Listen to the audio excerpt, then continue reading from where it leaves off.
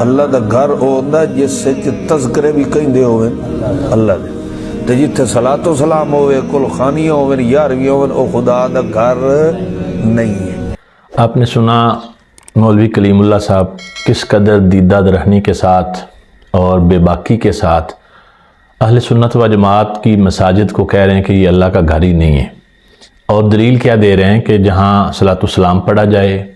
جہاں قل خوانی ہو، جہاں 11ویں ہو، وہ اللہ کا گھر کیسے ہو سکتا ہے؟ جہالت کی کوئی اگر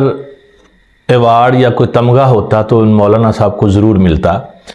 کہ جنہوں نے یہ بات کرتے ہوئے ذرا بھی نہیں سوچا کہ کیا صلاۃ السلام پڑھنے سے مسجد جو ہے وہ اللہ کی مسجد ہونے سے نکل گئی۔ اگر ایسا ہے تو مسجد نبوی میں لاکھوں عشاق ہر وقت جمع ہو کر حضور کی ذات اقدس پر درود و سلام پڑھتے ہیں، تو کیا مسجد نبوی اللہ کی مسجد نہیں رہی؟ آپ کہتے ہیں قل خوانی جو ہے وہ جس مسجد میں ہو وہ اللہ کی مسجد نہیں ہے۔ قل خوانی کیا ہے؟ یہ قرآن پاک نہیں ہے؟ کیا قرآن پاک مسجد میں پڑھنا یہ اس سے مسجد اللہ کے حکم سے اللہ کے گھر ہونے سے نکل جاتی ہے؟ تو پھر دنیا کی کوئی مسجد اللہ کا گھر نہیں رہے گی۔ کچھ خیال کرنا چاہیے، کچھ حیا کرنی چاہیے۔ اور جو دلیل آپ دے رہے ہیں کہ ان یذکر فیہا اسمہ، کاش کہ اس آیت کو آپ پیچھے سے پڑھتے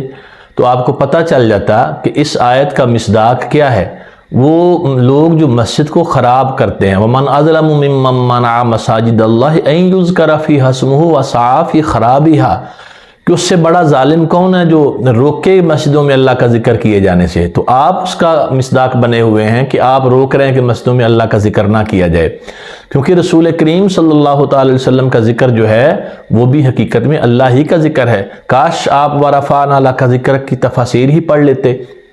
تو آپ کو پتہ چل جاتا کہ مفسرین نے کیا شاندار اقوال ذکر کیے کہ رب العالمین خالق کائنات کی پاک بارگاہ سے جو مصطفیٰ کریم علیہ الصلاۃ والتسلیم کو اعزاز ملا، فرمایا جعلتک ذکرا من ذکری فمن ذکرک فقد ذکرنی،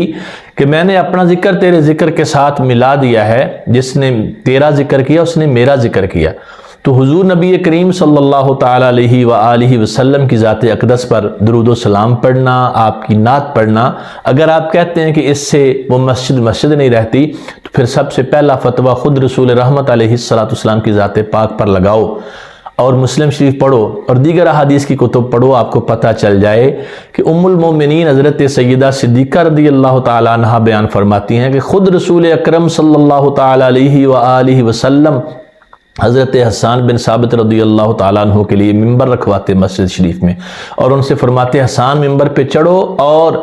میری عظمت بیان کرو، میری شان بیان کرو، اور میری طرف سے دفاع کرو، مشرکین جو بکواس کرتے اس کا جواب دو۔ اور پھر حضرت حسان رضی اللہ تعالیٰ عنہ کو یہ اعزاز حاصل ہوتا، مسجد نبوی شریف کے ممبر پر بیٹھ کر حضور نبی رحمت علیہ السلام کی ثنا کرتے، حضور کی شان بیان کرتے، جس کو آپ کہتے ہیں کہ مسجد نہیں رہتی۔ اور پھر حضرت حسان بن ثابت رضی اللہ تعالیٰ عنہ کے اس عمل پر حضور اتنے خوش ہوتے، اور اللہ رب العالمین خالق کائنات کے مقرب فرشتے جبریل امین علیہ السلام کے حوالے سے فرماتے کہ اللہ پاک حسان بن ثابت کی جبریل کے ذریعے سے مدد فرما رہا ہے، کیونکہ وہ ہمارا دفاع کر رہا ہے۔ تو نبی کریم صلی اللہ تعالیٰ علیہ وآلہ وبارک وسلم کے صحابہ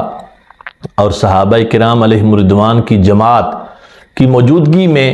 خود نبی کریم صلی اللہ تعالیٰ علیہ وسلم کے پیارے صحابی حضرت حسان بن ثابت نے اور دیگر صحابہ کرام علیہم رضوان نے حضور کی مدح سرائی کی۔ تو اس سے کیا کسی امت میں سے آج تک کسی مسلمان نے یہ کہا کہ وہ مسجد نہیں رہی؟ آپ کو خیال کرنا چاہیے۔ اب رہ گیا یہ مسئلہ کہ آپ کہتے ہیں یہ مسجدیں اللہ کی مسجدیں نہیں، ہاں وہ مسجد اللہ کی مسجد نہیں ہے جو اللہ رب العالمین خالق کائنات اس کے پیارے حبیب صلی اللہ تعالیٰ علیہ وآلہ وبارک وسلم کے مقابلے میں بنائی گئی، اور وہ مسجد ضرار تھی جس کے بارے میں اللہ کا قرآن یہ کہتا ہے کہ وَالَّذِينَ اتَّخَذُوا مَسْجِدًا ضِرَارًا وَكُفْرًا وَتَفْرِيقًا بَيْنَ الْمُؤْمِنِينَ، کہ وہ مسجد ضرار جو انہوں نے بنائی منافقوں نے مومنوں کے درمیان تفریق پیدا کرنے کے لیے، ان کے درمیان پھوٹ ڈالنے کے لیے، اور وہاں بیٹھ کر وہ رسول کریم صلی اللہ تعالیٰ علیہ وسلم کے خلاف سازشیں کرتے تھے۔ تو آپ غور کریں کہیں یہ آیت آپ پہ فٹ تو نہیں آ رہی کہ آپ بھی تو حضور نبی کریم صلی اللہ تعالیٰ علیہ وسلم کا ذکر روکنے کی کوشش کر رہے ہیں، اور منافقین کا بھی یہی وتیرہ تھا۔ اور پھر آپ کہتے ہیں کہ نبی پاک صلی اللہ تعالیٰ علیہ وسلم کا ذکر جو ہے وہ کرنے سے مسجد نہیں رہتی۔ تو آپ نے یہ کس قدر بے باکی کا مظاہرہ کیا کہ رسول کریم صلی اللہ تعالیٰ علیہ وآلہ وبارک وسلم کے ذکر کو اللہ کے ذکر سے جدا کیا، جبکہ اللہ کا قرآن کیا کہتا ہے؟ ان الذین یکفرون باللہ ورسلہ ویریدون ان یفرقوا بین اللہ ورسلہ، کہ بے شک کافر ہیں وہ لوگ جو اللہ اور اس کے رسول کے درمیان تفریق کرنے کی کوشش کرتے ہیں۔ اور فرمایا وَيَقُولُونَ نُؤْمِنُ بِبَعْضٍ وَنَكْفُرُ بِبَعْضٍ، وہ کہتے ہیں کہ ہم بعض کو مانتے ہیں اور بعض کو نہیں مانتے، جو آپ کا وتیرہ ہے۔